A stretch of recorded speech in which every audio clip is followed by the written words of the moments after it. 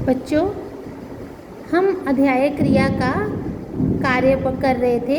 उसमें हमने क्रिया के धातु रूपों के बारे में जान लिया था और कर्म के आधार पर क्रिया के भेदों के बारे में जान लिया था कि कर्म के आधार पर क्रिया के दो भेद हैं, अकर्मक क्रिया और सकर्मक क्रिया। और सकर्मक क्रिया के भी आगे दो भेद हैं, एक कर्मक क्रिया और द्विकर्मक क्रिया। यानी जिस क्रिया का एक कर्म होता है उसे एक कर्मक क्रिया कहते हैं और जिस वाक्य में क्रिया के दो कर्म होते हैं उसे द्विकर्मक क्रिया कहते हैं। अब हम अगला पढ़ते हैं। जो हमने अगला टॉपिक लिया है वो है प्रयोग या संरचना होती है बनावट। क्रिया का प्रयोग करने के आधार पर या क्रिया को बनाने के आधार पर क्रिया के कितने भेद होते हैं। तो इस तरह क्रिया के 5 भेद होते हैं। प्रयोग या संरचना के आधार पर क्रिया के 5 भेद होते हैं, जिसमें है संयुक्त क्रिया, रंजक या सहायक क्रिया, नाम धातु क्रिया, प्रेरणार्थक क्रिया और 5वें नंबर पे है पूर्वकालिक क्रिया। तो एक एक करके इनके भेदों को भी हम जानते हैं कि कैसे पता चलता है कि कौन सा भेद है क्रिया का संरचना के आधार पर। चलिए प्रयोग के आधार पर पहला भेद पढ़ते हैं। क्रिया का पहला भेद है संयुक्त क्रिया। साधारणतः मुख्य क्रिया के साथ सहायक क्रिया का प्रयोग किया जाता है, जिसमें पहली मुख्य क्रिया होती है और दूसरी सहायक क्रिया, जो मुख्य क्रिया के साथ के अर्थ का विस्तार करती है। इस प्रकार की क्रिया संयुक्त क्रिया कहलाती है। जैसे सोनिया दवाई खा रही है। अब इसमें दो क्रियाएं हैं, एक खाने की एक रहने की, लेकिन पहली क्रिया मुख्य होती है क्योंकि यहाँ दवाई खाने की बात हो रही है, तो ज़्यादा बल जो है मुख्य क्रिया पर दिया जाता है और दूसरी उसकी सहायक क्रिया है जो पहली क्रिया के अर्थ को और अधिक विस्तार से बता रही है।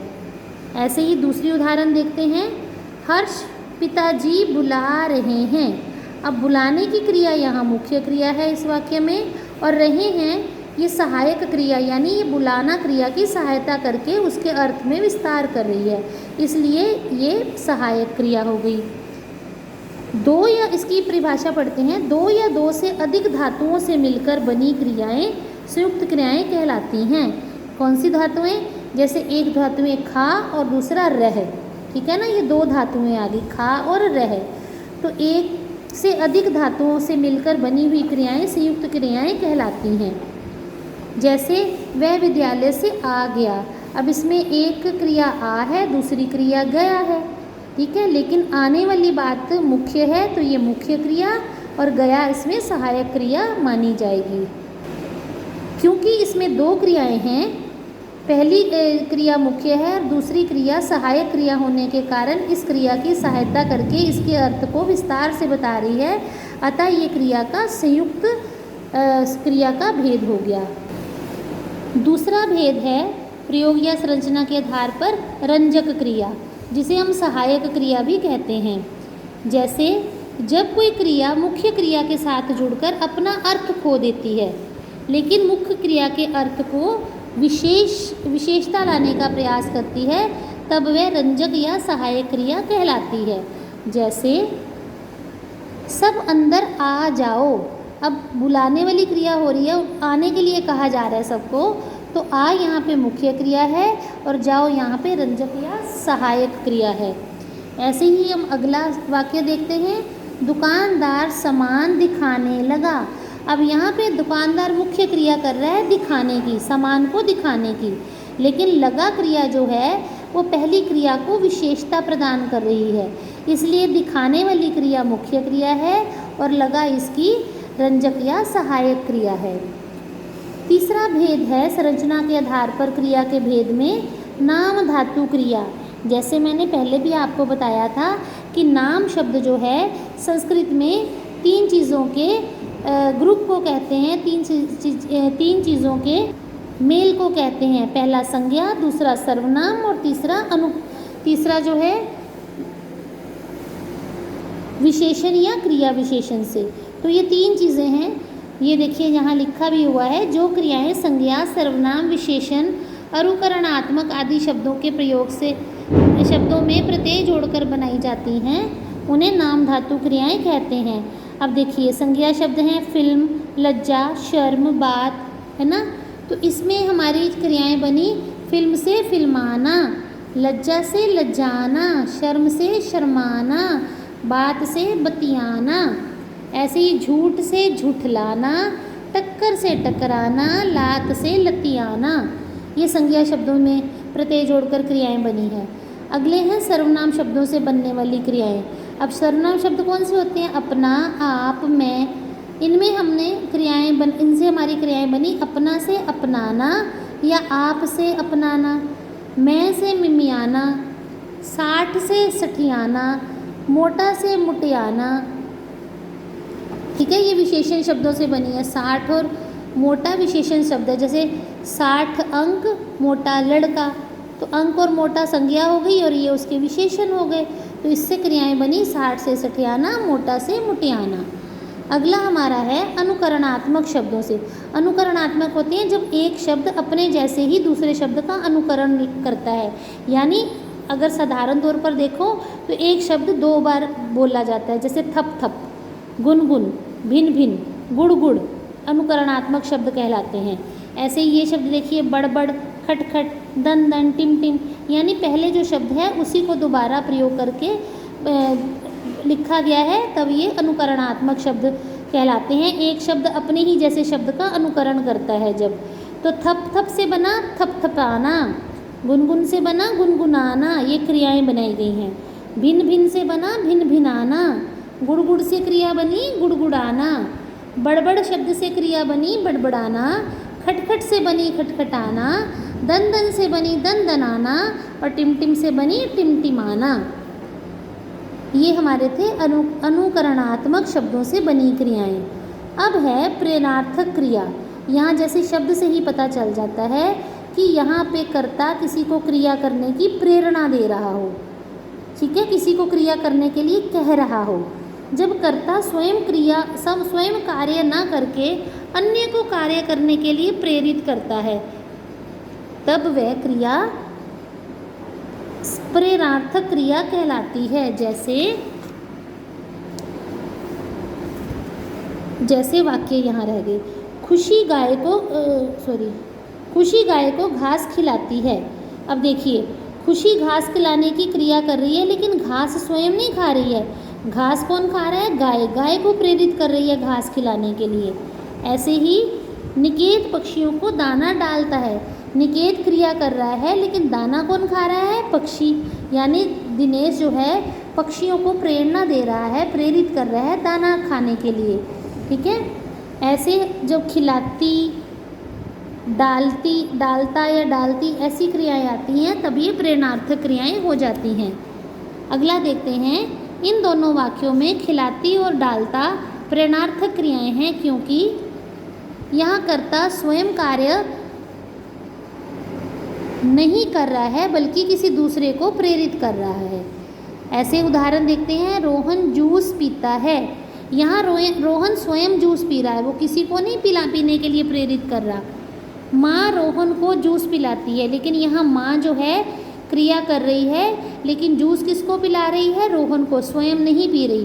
तो यहाँ पीता है जो है ये तो बन जाएगी साधारण क्रिया, और पिलाती है ये बन जाएगी प्रेरणार्थक क्रिया, क्योंकि माँ रोहन को जूस पीने के लिए प्रेरित कर रही है।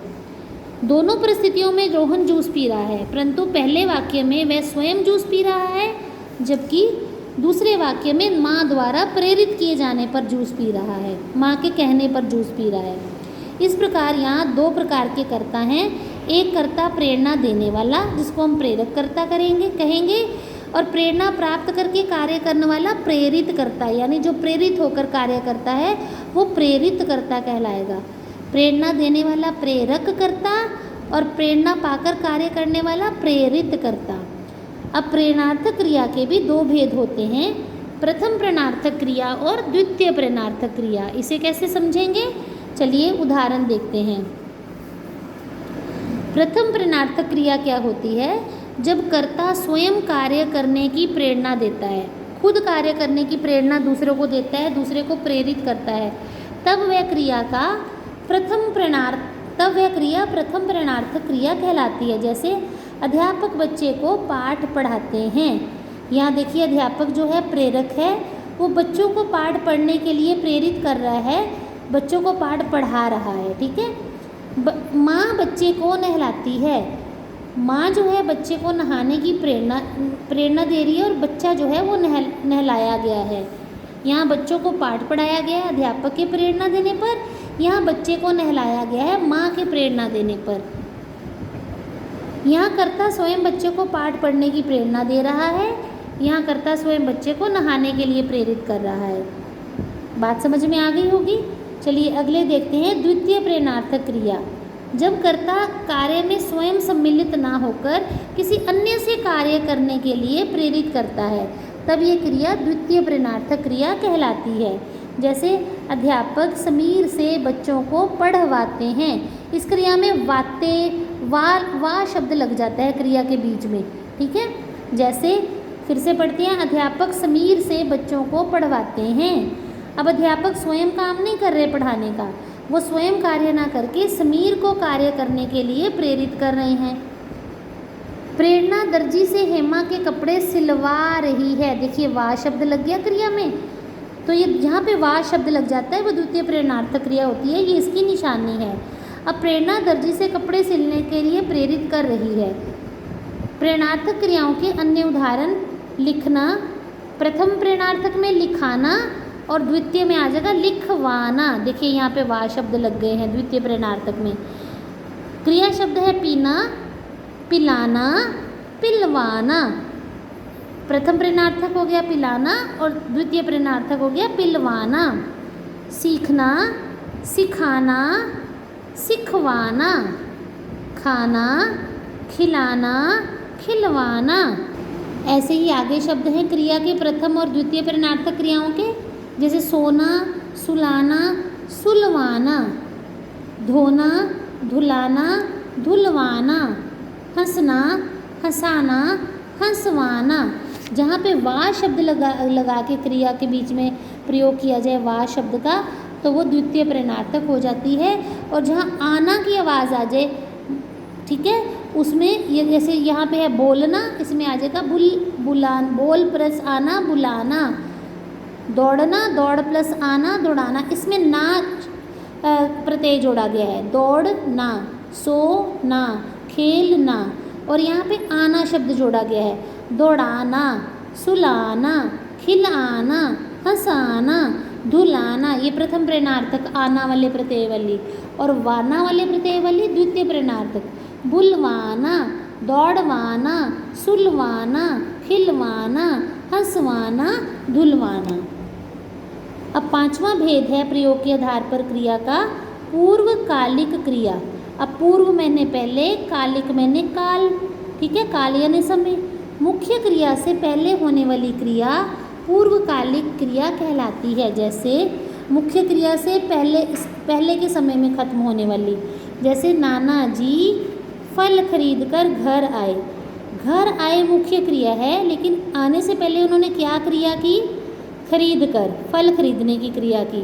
तो ये हमारी पूर्वकालिक क्रिया हो जाएगी और घर आना मुख्य क्रिया है।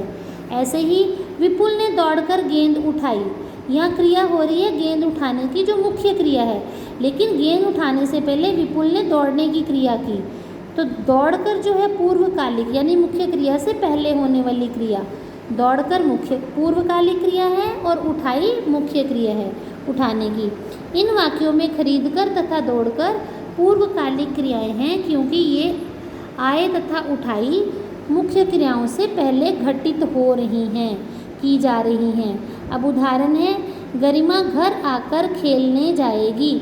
अब ये मुख्य क्रिया है, खेलने जाएगी, लेकिन खेलने जाने से पहले कौन सी क्रिया करेगी? घर आने की। तो ये आकर क्रिया जो है ये पूर्वकालिक क्रिया है और खेलने जाना मुख्य क्रिया है। बेटा थोड़ा पढ़कर चले जाना, यहाँ चले जाना मुख्य क्रिया है, लेकिन मुख्य क्रिया करने से पहले एक क्रिया और करनी पड़ेगी पढ़ने के लिए। ठीक है ना? तो पढ़कर जो शब्द आया है, क्रिया शब्द है, वो हमारी पूर्वकालिक क्रिया कहलाएगी और चले जाना जो है वो मुख्य क्रिया कहलाएगी।